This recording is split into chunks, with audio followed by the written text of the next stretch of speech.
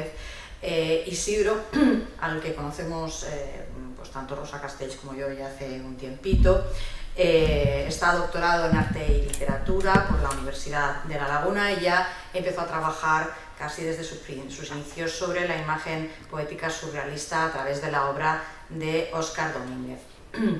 Como digo, es jefe de colección del TEA, museo en el que está desde el año 2004, y ha trabajado sobre muchos autores, pero sobre todo ha profundizado bastante sobre la figura de Óscar Domínguez, de la mano de Ana Vázquez de Parga, a la que considera su maestra, y con ella pues, coordinó en 2006 la muestra Éxodo hacia el sur, Óscar Domínguez y el automatismo absoluto.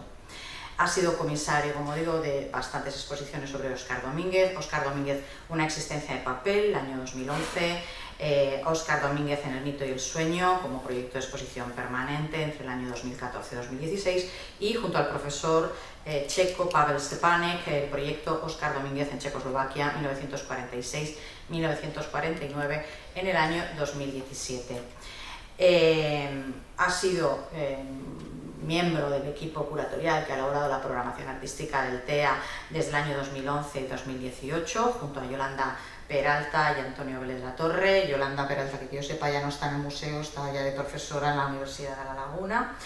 Y en ese momento pues, fueron a su cargo, estuvieron proyectos como la muestra dedicada a Stipo Pránico, el proyecto sobre Carlos Chevilly, Enigmas Exactos, y una exposición de Maribel Nazco, Metales, de la que es el mejor conocedor de su obra, debo decir. Redactó una monografía para la colección BAC del Gobierno de Canarias, y la verdad es que yo tuve la suerte de que en una de mis visitas a Tenerife me invitara a visitar el estudio de Maribel Nazco y acabamos comisariando juntos una exposición en la Galería del también alicantino José de la Mano. Tiene también una faceta literaria, obtuvo el premio Emilio Prados del Centro Cultural de la Generación del 27 en Málaga en el año 2007, pero ya había publicado previamente, por ejemplo, un libro de poemas, Árbol Blanco, o ha sido parte del equipo de redacción de la revista Piedra y Cielo. Quizá acabar con el comisariado para terminar, aunque no va a terminar con esto, estoy segura, porque Óscar Domínguez es un pozo sin fondo, de la exposición Óscar Domínguez, la conquista del mundo de la imagen, que de hecho da título al catálogo que acaba de editar el TEA y que hoy nos ha traído a la biblioteca del MACA y que también nos ha hecho presente con él. En esta publicación está de hecho inspirada esta charla que hoy nos va a dar. Muchas gracias por venir desde Tenerife. Estoy segura que seguiremos trabajando juntos, no solamente con el museo, sino que espero que conmigo también. Gracias, Isidro. Hemos podido visitar el museo, las maravillosas colecciones muy bien presentadas. Ha sido un placer encontrar esa colección de Sempere, ideada por Sempere, y todo digamos, el contexto, ¿no?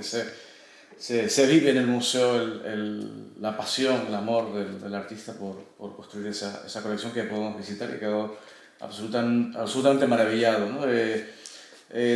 Quiero también agradecer la presencia a Juan Luis Torres Román, el hijo del pintor Antonio Torres, que vive aquí en Alicante, que nos acompaña también hoy, un pintor nuestro muy de Tenerife. Y sin más dilación paso a hablar sobre Óscar Domínguez y la vanguardia insular.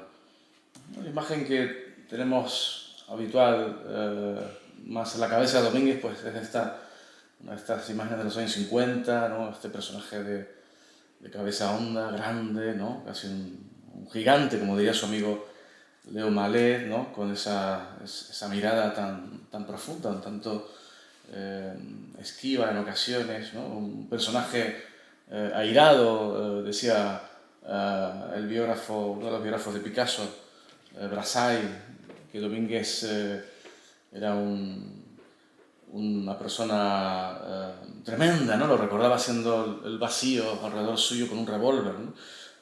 Estas descripciones que tanto han perjudicado la imagen de Domínguez en el tiempo y que nos han llevado una imagen de un personaje con una reputación a veces contradictoria y ciertamente siempre transgresora, ¿no?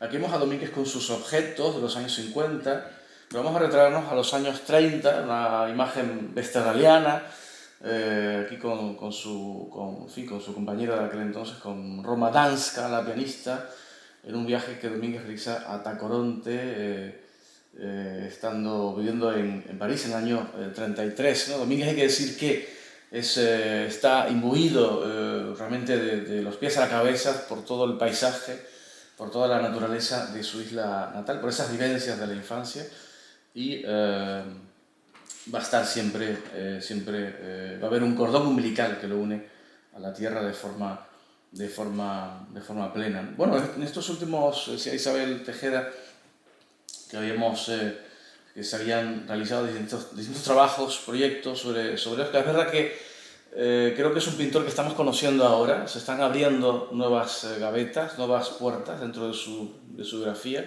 dentro de su obra. Descubrimos, en fin, hay todo un equipo de algunos amigos, expertos, que nos intercambiamos informaciones, nuevas fotografías, nuevos documentos, nuevas claves para entender el proceso de su obra. Creo que no me equivoco si afirmo que Domínguez es muchos pintores a la vez. En cierto modo es un autor insatisfecho que va buscando esa forma definitiva y propia, ¿no?, que él solo puede pintar, ¿no? Como decía Giuseppe Ungaretti, el poeta, cada creador tiene un problema de lenguaje por resolver, ¿no? Y Domínguez está siempre buscando la resolución a ese problema, ¿no? Vemos que va a abrir distintos periodos, distintas etapas, distintos momentos en su periodo creativo. Hoy no vamos a quedarnos más bien en los años 30, no vamos a avanzar tanto en el tiempo, pero sí vamos a ver que Domínguez está la de calcomanía, está el pintor, está el creador de objetos, está el pintor de la pintura cósmica, el pintor de las redes, en fin, el hacedor de imágenes ciertamente siempre desconcertantes, ¿no? Poco a poco se ha ido recolocando en estos últimos tiempos, desde ese olvido inicial, desde esa imagen tremenda que decía antes, ¿no?,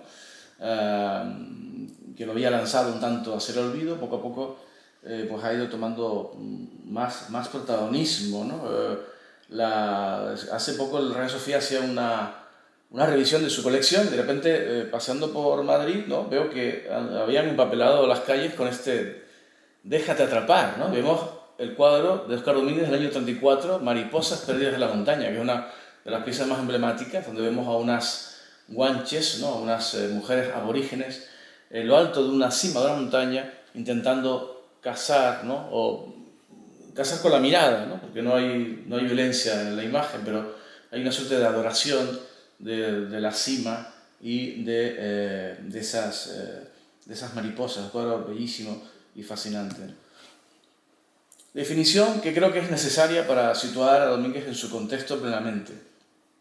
En el Diccionario de las Vanguardias Artísticas, Juan Manuel Bonet define a Domínguez como, dice, bueno, Domínguez más o menos es algo así, ¿no? Dice, junto a Miró y Dalí, por este orden, viene a ser el tercer gran nombre que la pintura española ofrece al surrealismo internacional. Yo creo que con esa definición ya hacemos una gran constelación, un gran contexto, situamos al personaje dentro de esa estela, ¿no? Y veíamos la colección del MACA, algunas pinturas de Miró, fantásticas ciertamente, siempre con esa figuración tan como un niño que en una playa negra juega a hacer castillos junto al mar, ¿no? Ese juego del color, de las líneas, ¿no? Aquí lo vemos en una fotografía muy conocida de Man Ray con estas cuerdas, maravillosa imagen. Domínguez, una imagen del año 39 ya en el París de la ocupación, y esta otra imagen de Salvador Dalí. Bueno, tengo que decir que Tenerife Espacio de las Artes, que inicialmente saben ustedes que se llamó Instituto Oscar Domínguez de Arte y Cultura Contemporánea, cuando realmente se pensó la idea de crear un centro de arte contemporáneo, que era una idea de Eduardo Westerdal, muy amigo de Roland Penrose, que a su vez había promocionado la Tate en Londres. Westerdal, a la par, quiso siempre tener un museo de arte contemporáneo para la isla de Tenerife, lo intentó en varios momentos, con la colección Westerdal, con la colección ACA, en fin, en distintos momentos hubo estas tentativas y no sería hasta finales de los años 90 cuando se empieza a crear este centro de arte, este museo, en fin, arquitectónicamente creado por los arquitectos suizos Herzog y Meuron y finalmente inaugurado en 2008. ¿No?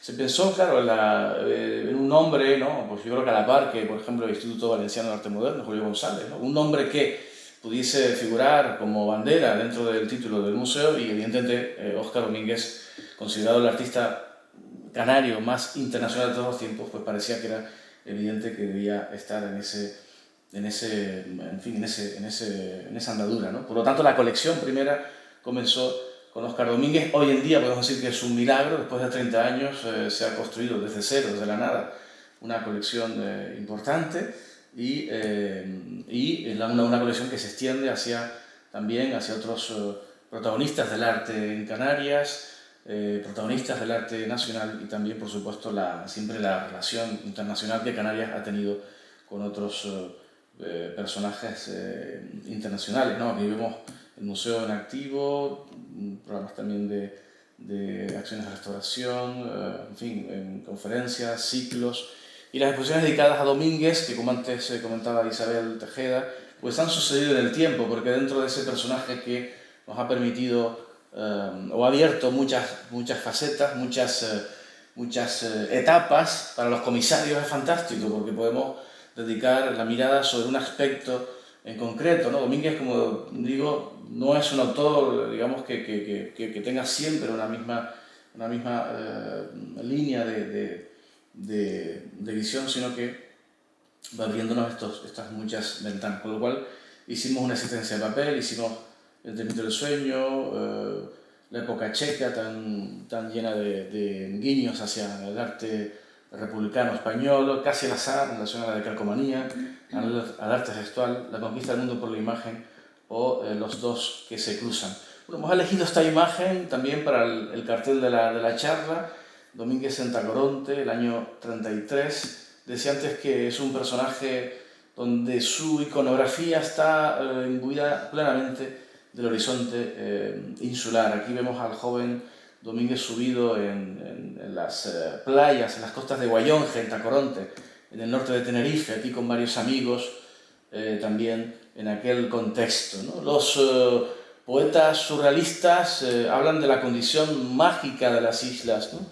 El mar de nubes, la lluvia horizontal, la arena negra en las playas, todos esos condicionantes, todos esos aspectos que para el hombre y la mujer insulares son cotidianos,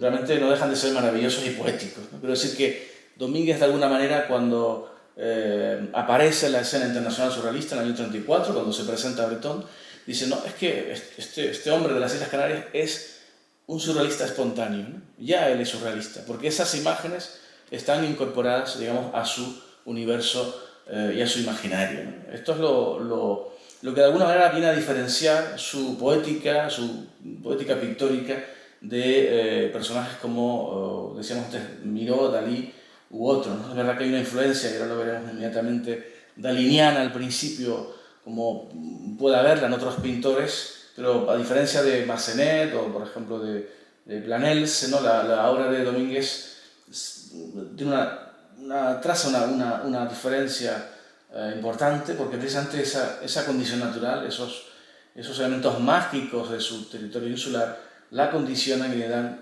una cavidad distinta, ¿no? Aquí vemos, ¿no? Este cuadro tremendo, ¿no? Esa metamorfosis, ¿no? Porque hay que decir que en la obra de Domínguez, como la de otros surrealistas también, ¿no? Pero él a su manera, la metamorfosis es aquí la madre del cordero, ¿no? Las montañas que se metamorfosean en toros que a su vez son también estos sifones o estas botellas de oxígeno.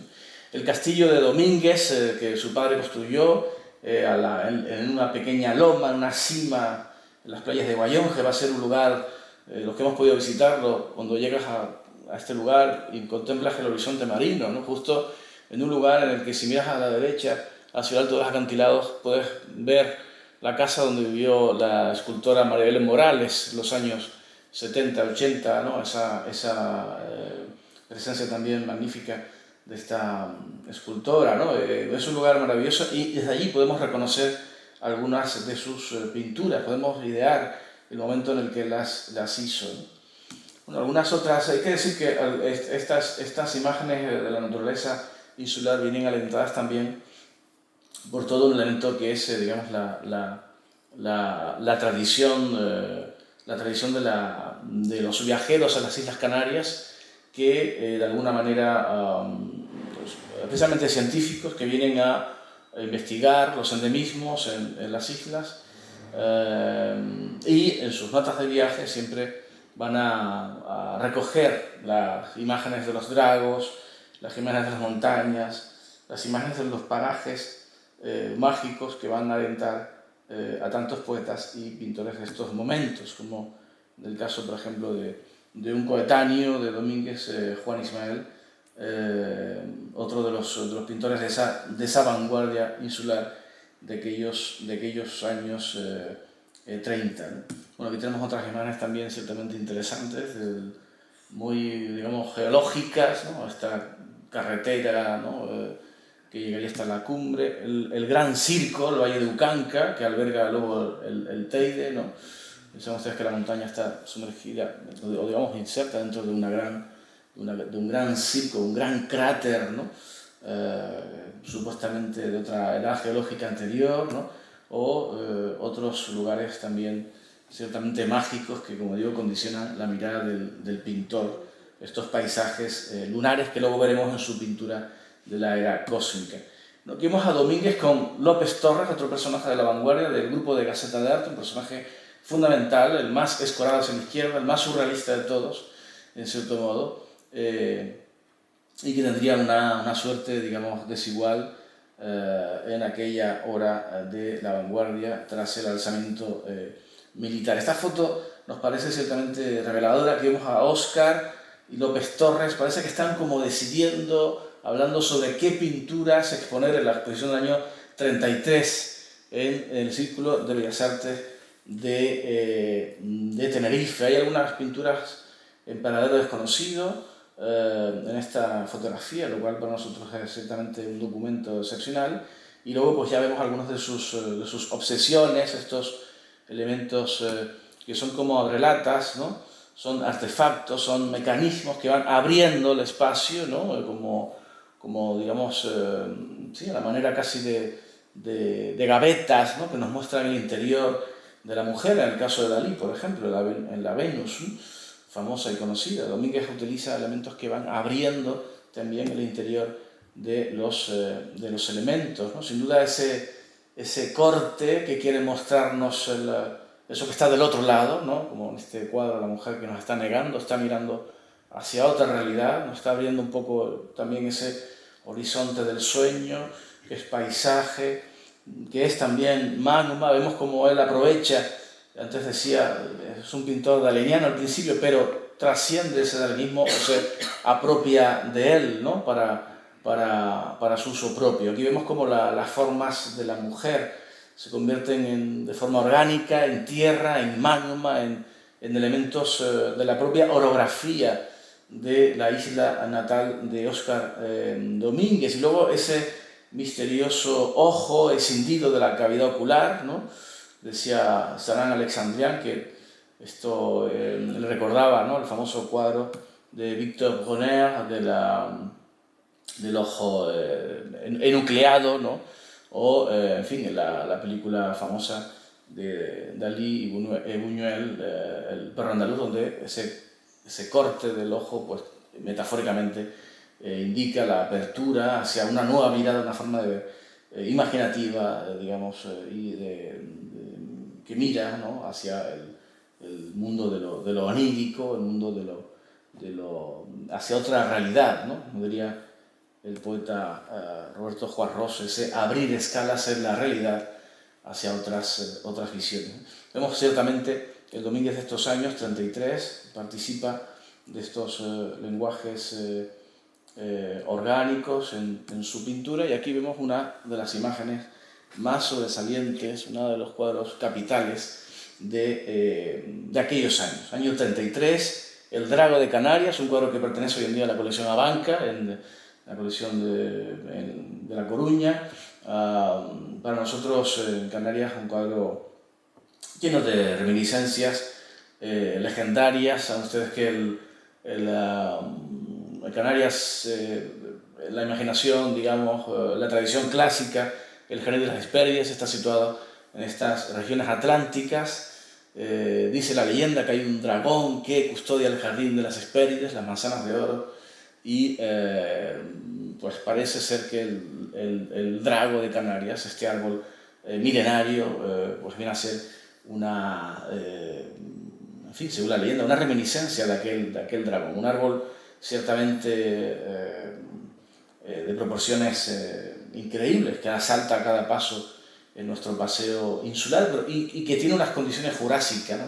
Sin duda en el día a día, en la infancia, la adolescencia de Domínguez, la visión del drago en su Tacoronte natal va a ser una de las formas más digamos, mágicas, ¿no? de esa mirada que va luego a condicionar su pintura. Aquí vemos como, parece que como si fuese una balustrada, ¿no? Al principio, ¿no? En la parte inferior, y parece que el pintor está no asomado, está alongado al sueño del origen del tiempo. El drago es un drago y es a su vez el árbol del mundo, es el árbol original, ¿no? Hay una forma de afluente que tiene también cuerpo de mujer, por lo tanto permite esa suerte de germinación, que es también unas relatas que se abre y que da a ver, ¿no? la imagen de este árbol totémico, ¿no? Es como una columna vertebral que sujeta, ¿no? el mundo y el horizonte. Bueno, al mismo tiempo también creo que podemos pensar que es una suerte de árbol genealógico, ¿no? Realmente es mágico, un elemento vivo, ¿no? Un árbol, este es el Drago de Icó de los Vinos, que actualmente se puede visitar, un árbol que está ahí, que pudo ser visto por personas en la isla hace 1000 años, ¿no? Y que hoy lo estamos viendo, de tal manera que en cierto modo conecta pasado, presente y futuro, ¿no? Toda la gente quiere sacarse la foto con el árbol, ¿no? Hay una especie de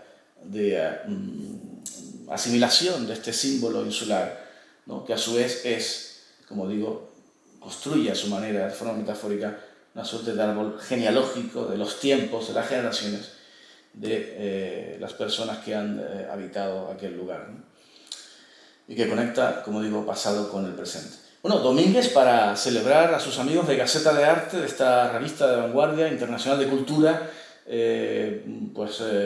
no de forma azarosa, utiliza la imagen, este símbolo del drago, sustituye las hojas lanceoladas, puntiagudas, ¿no? Las agujas, por el nombre de la revista, Gaceta de Arte, Gaceta de Arte, Gaceta de Arte, lo repite varias veces, al igual que el árbol va floreciendo, ¿no? Vemos de nuevo en las relatas, de nuevo el cuerpo femenino, el piano, ¿no? Que es uno de los símbolos también muy daliniano que él utiliza en estos momentos, y la firma Oscar X, ¿no? Que va a ser característica de estos primeros años. Bueno, la revista Gaceta de Arte, es decir que Domínguez es el corresponsal de la revista en París. Domínguez es enviado por su padre en el año 27 a París. Su padre tenía negocios de frutales, ¿no? Digamos, comercializaba con la fruta que mandaba a París. Bueno, Domínguez es más bien un pintor muy cercado tentado, seducido por el color, por las pasiones, por el mundo de la bohemia, de la nocturnidad, el mundo del erotismo, del amor, y realmente aquello no funciona, con lo cual su padre le va a decir, bueno, vete al Museo del Louvre y ponte a copiar a los maestros antiguos, ¿no? Esto es una cosa muy importante, porque la formación del pintor se va a basar en una suerte de autodidactismo, algunas clases muy primeras de pintura de algunos profesores, pero no va a tener una formación reglada, en cierto modo. Esa ida al Louvre como copista lo va a formar y va a ser decisivo.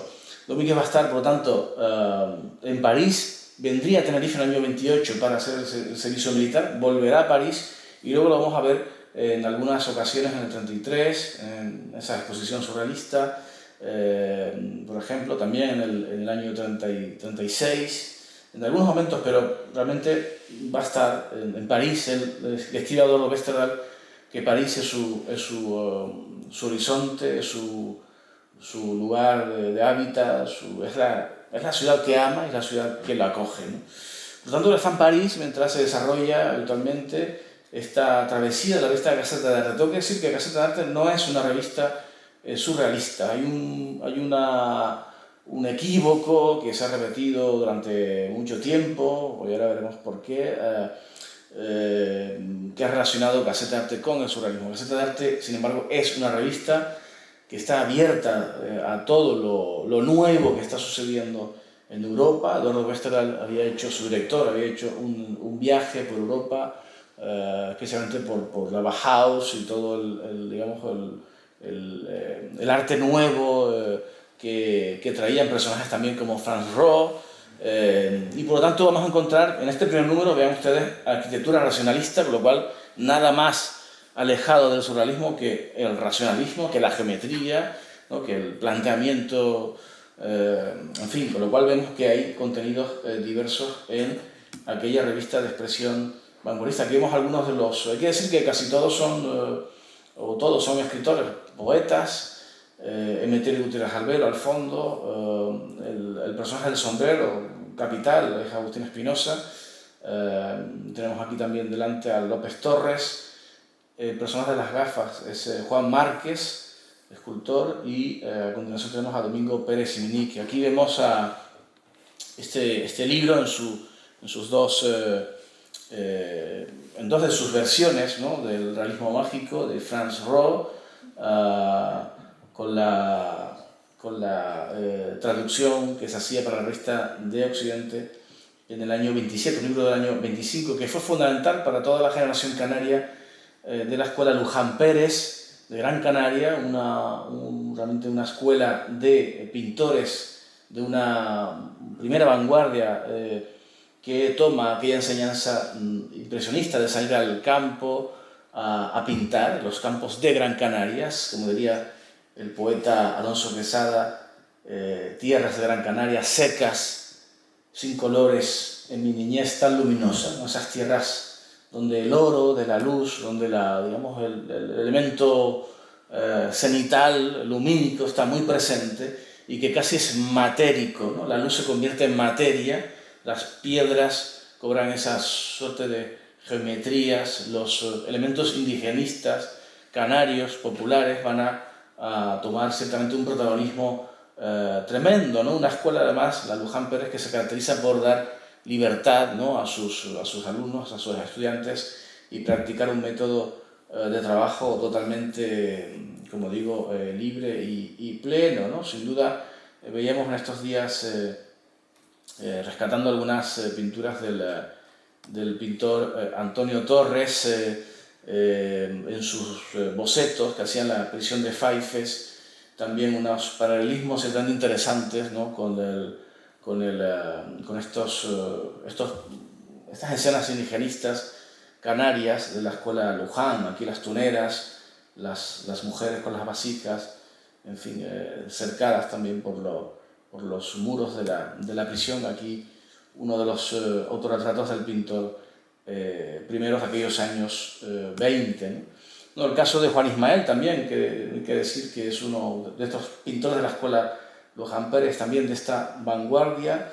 Vean que ustedes que tiene realmente se nutre, bebe, el caso de Juan Ismael, de las enseñanzas, digamos, de los preceptos de la pintura de la nueva objetividad de Franz Roh, esta pintura, digamos, especialmente de carácter, en fin, alemán, ¿no?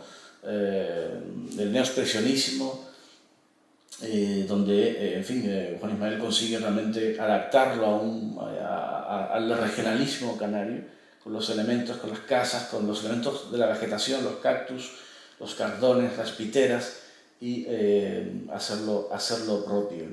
Bueno, Gaceta de Arte se caracteriza por también utilizar todas las enseñanzas la aventura, digamos, tipográfica de la vanguardia de aquellos años, europea, y lo va a aplicar a sus ediciones, a las distintas entregas, en esa escritura minúscula tan característica que universaliza, digamos, los lenguajes, y también a sus distintos libros, ¿no? Publicaciones que en varios casos Domínguez va a ilustrar. Aquí vemos un poemario de Santiago Gutiérrez Albeiro ilustrado de forma de quiriquiana por Domínguez, este del año 33, el libro Crimen también del 34 de Agustín Espinosa. Vean cómo cambia.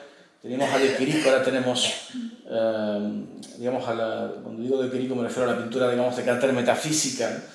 Y aquí tenemos un salto realmente al surrealismo, una imagen que es también muy paranoica, doble o triple, ¿no? Esa especie de altar de sacrificio, que es un tintero a su vez, que es una cima, que es un barco, no puede ser la proa de un barco. Vean que realmente los objetos se van cobrando distintas formas en su imaginación. Domínguez participa siendo corresponsal en París de Gaceta de Arte, participa en la ilustración de distintas ediciones de aquella revista de vanguardia, ¿no? Aquí vemos también algunas imágenes interesantes de otros pintores, como Santiago Santana, la figura del Drago, la isla de Tenerife, y aquí la visita de los surrealistas en el año 35. Vemos apoyado a la pared a Benjamin Perret, al poeta, a Jacqueline Lambert, vestida de blanco,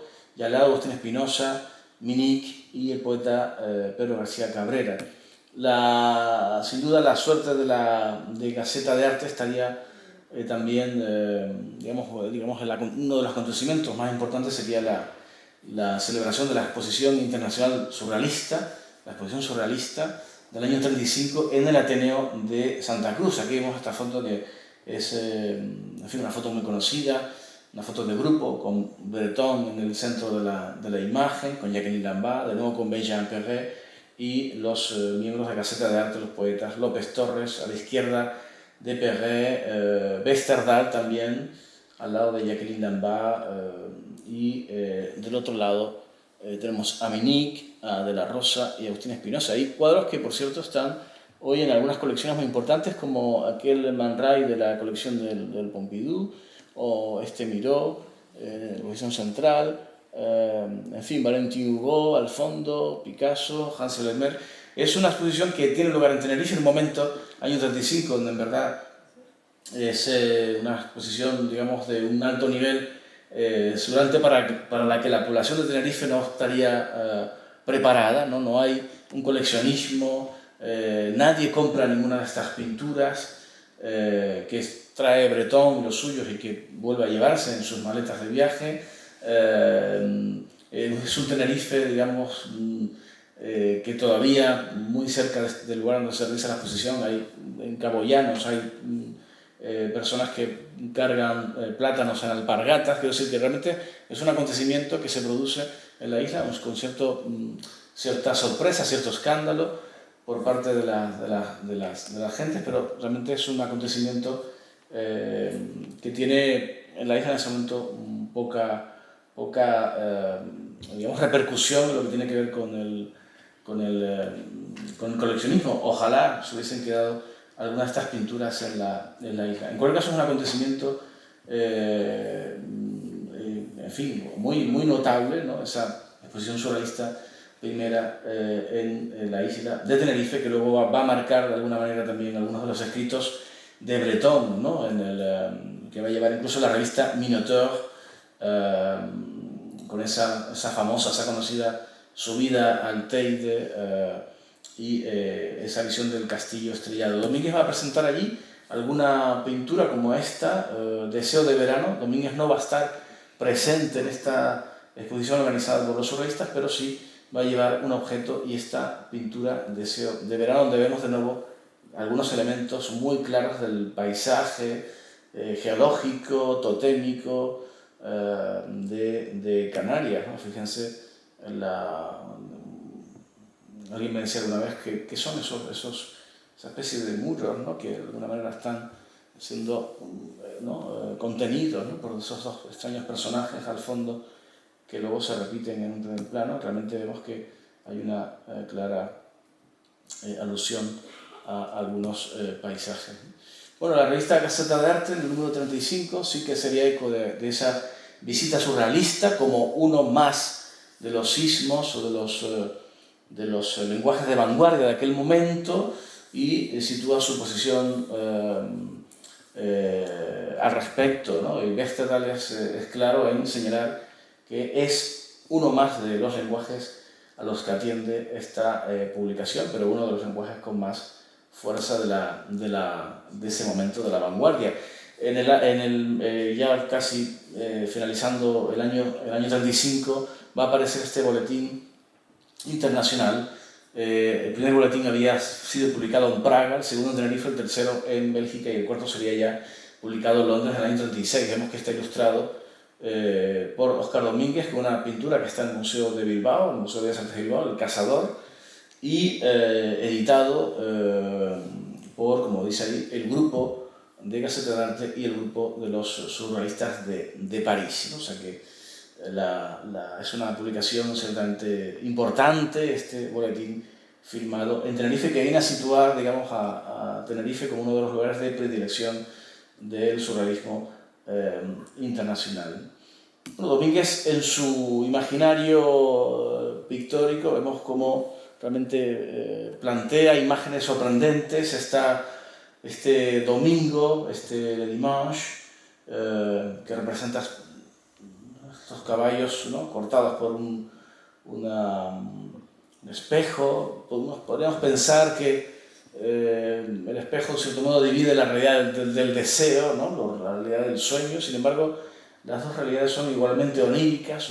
Es una pintura realmente prodigiosa, extraña, una de las más en fin, imaginativas, ¿no? Para la que la razón no podría dar un argumento, una explicación razonable. Habría que aventurarse en ella desde una explicación poética, ¿no? Vean cómo está formada la pintura a través de elementos metonímicos, de elementos que van haciendo, en fin, van construyendo, ¿no? Los personajes, hojas, anclas, labios, peces, ¿no? Mariposas, ¿no?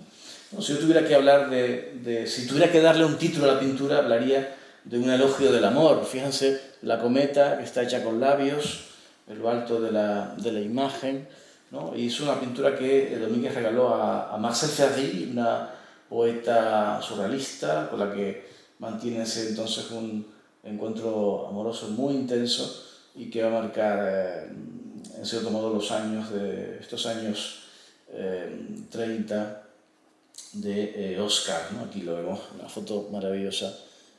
Seguramente en el estudio de Marcel Jean podemos imaginar, a través de la correspondencia, donde él le deja a ella algunas de sus pinturas en el apartamento, ¿no? Una pintura que participa del juego, otro de los elementos muy característicos de la pintura de Domínguez. Aquí la alusión claramente al carrusel, a los caballos, ¿no? A toda esa imagen del juego que va a incorporar en la metáfora pictórica. Una de las pinturas más importantes también tenemos que señalar dentro de esta en fin, pintura que decíamos tiene que ver mucho con Canarias. Bueno, estos encuentros, estas alusiones al mundo prehispánico. Aquí tenemos Coa de Guanches, también del 35, al igual que Le Dimanche anterior. Vean qué interesante cómo construye una pintura en la que podemos identificar la superficie, la parte superior.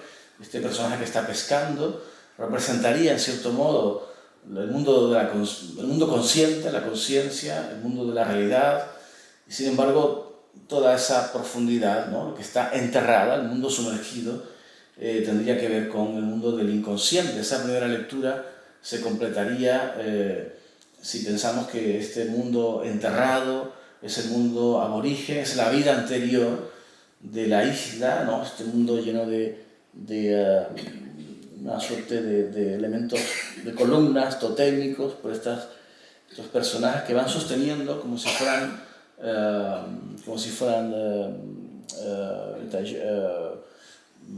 estanterías, ¿no? van estratificando el terreno, ¿no? Es un corte que se ha hecho en la tierra, es una pintura que nos habla de un momento presente, lo que está ocurriendo en la superficie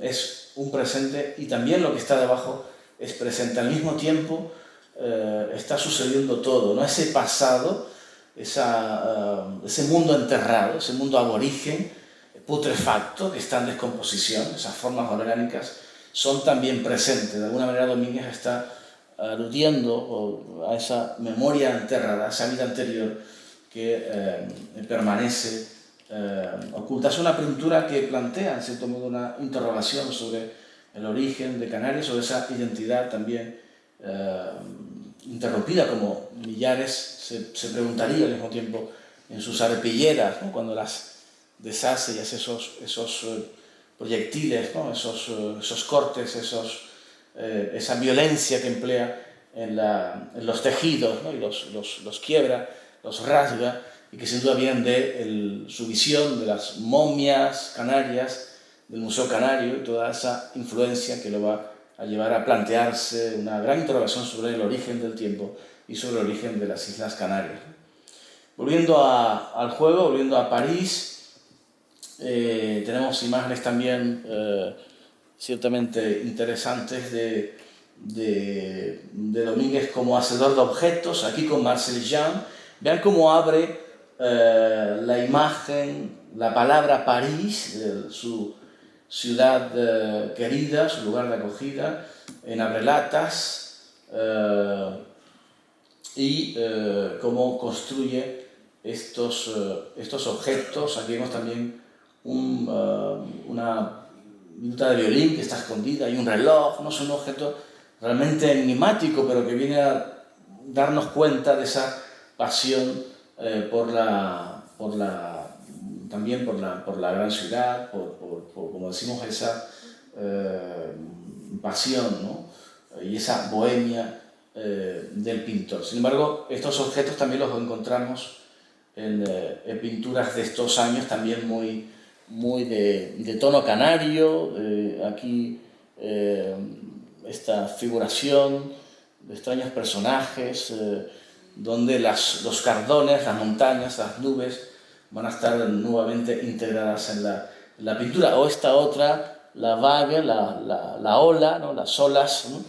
También de nuevo abiertas en abrelata, metamorfoseándose en un equilibrio frágil que se vuelve espiral, ¿no? De alguna manera va a predecir lo que va a acontecer a continuación con todo lo que tiene que ver con las decalcomanías, con la pintura cósmica.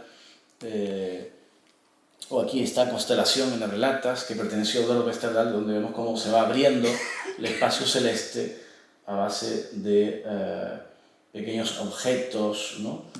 Construcción de calcomanía. Esto va a ser la decalcomanía, uno de los procedimientos que va a, hacer de Domínguez uno de los miembros del surrealismo internacional. Si uno va al diccionario del año 37 de Breton y Éluard, el diccionario surrealista, y uno busca la palabra Domínguez, vemos que dice Domínguez, el drago de Canarias, el inventor de la decalcomanía, ¿no? Alguien me preguntaba hace poco, bueno, pero la decalcomanía es un procedimiento que parece ser que ya otros también habían trabajado. Bueno, sí, en efecto, Víctor Hugo pintaba con café y con aguadas, ¿no? Eran castillos fantasmagóricos, ¿no? O George Sand también, las Dentrich, ¿no? Había también ahí elementos, imágenes que recordaran al principio de los tiempos, al nacimiento de una isla en el horizonte, a la formación de un continente geológico, a la formación de la materia misma en gestación. Pensaría en una pintura de Óscar Domínguez, este periodo cósmico, 38, 39, año 40, o también, si tuviésemos que recurrir al final de los tiempos,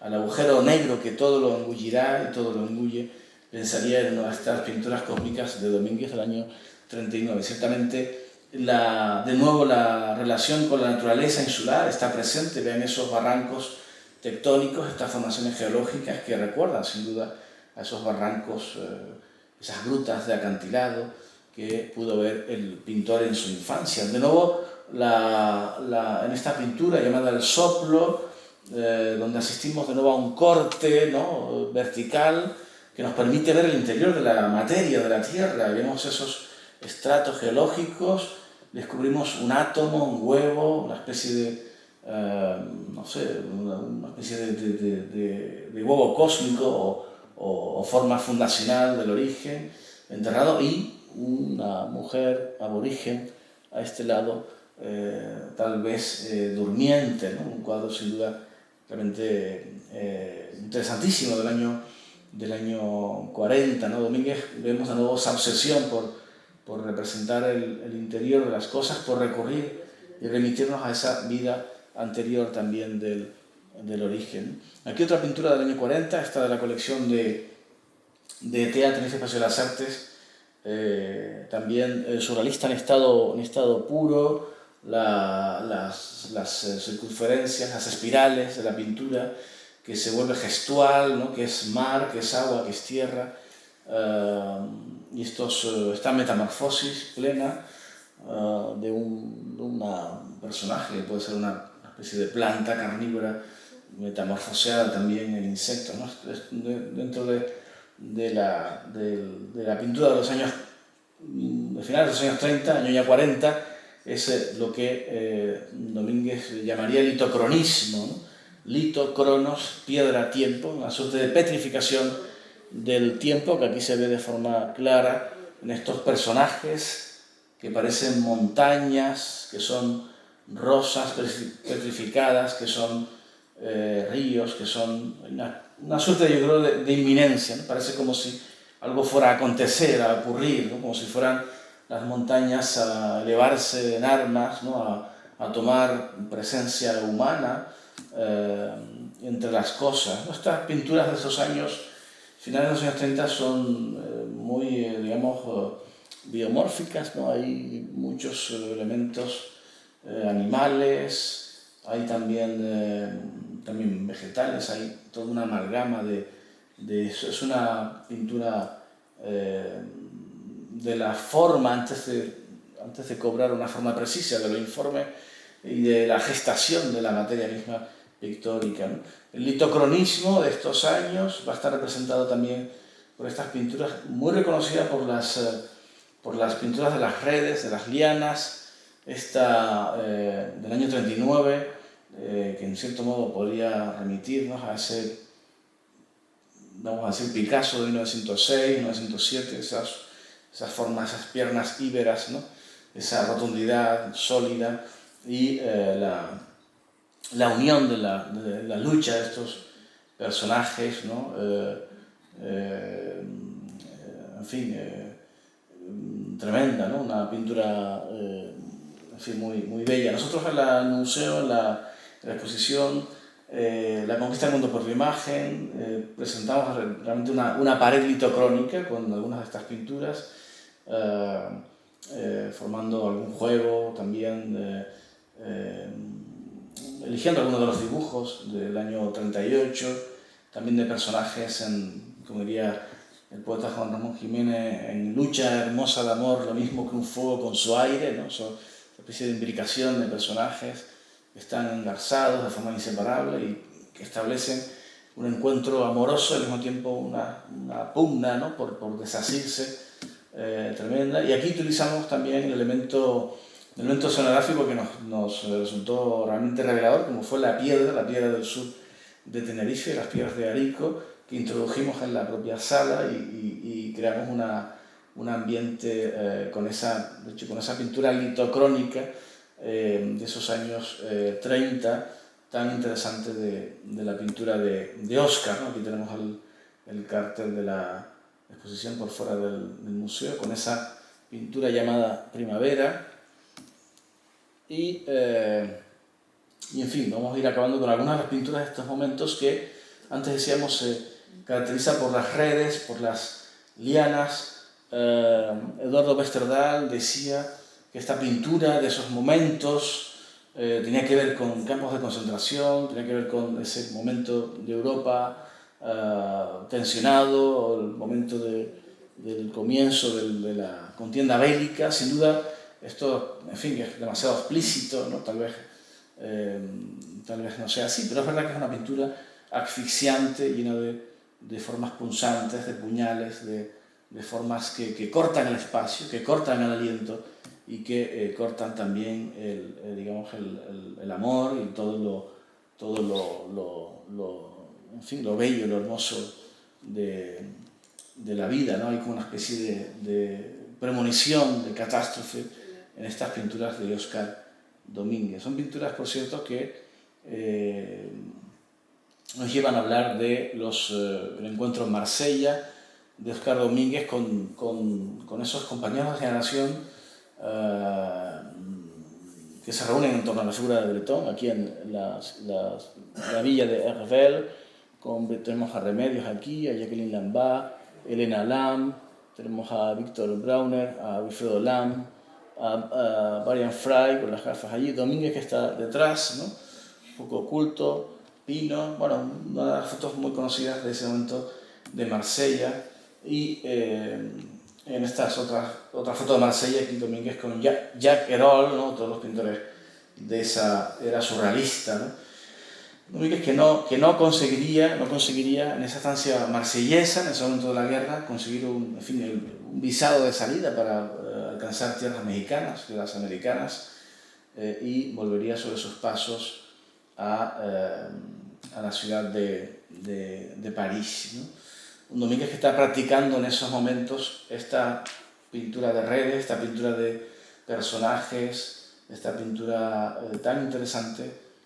Aquí se ha repetido, algo de un santo, y que no volvería a retomar luego ya en su estancia parisina. Esta es también una pintura, aunque no lo parezca, tiene que ver con la temática canaria que decíamos al principio, y que aludíamos, ¿no? A este mundo de mares de nubes, estos mundos vegetales, de dragos, de formaciones rocosas, ¿no? Vemos en las ilustraciones, los dibujos que haría el Domínguez del año 42 en París, de nuevo como de aquí unos dibujos maravillosos, ¿no? Vemos la capacidad, la destreza, la versatilidad del pintor, ¿no?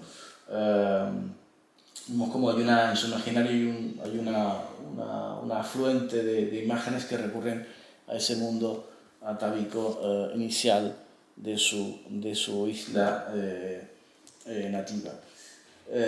Bueno, en fin, hemos hecho un repaso por algunas de los momentos de la iconografía de este pintor versátil, diverso, abierto siempre a una imaginación desbordada y desbordante, y que sigue dándonos imágenes sorprendentes, nuevos capítulos que están todavía por descubrirse. Están apareciendo archivos, como decía al principio, fotografías, cartas, se están editando más libros, han aparecido en estos últimos años algunos trabajos ciertamente reveladores, como el de José Carlos Guerra Cabrera, que ha permitido abrir también nuevas puertas, nuevas ventanas hacia un personaje todavía por descubrir. Muchas gracias por su atención.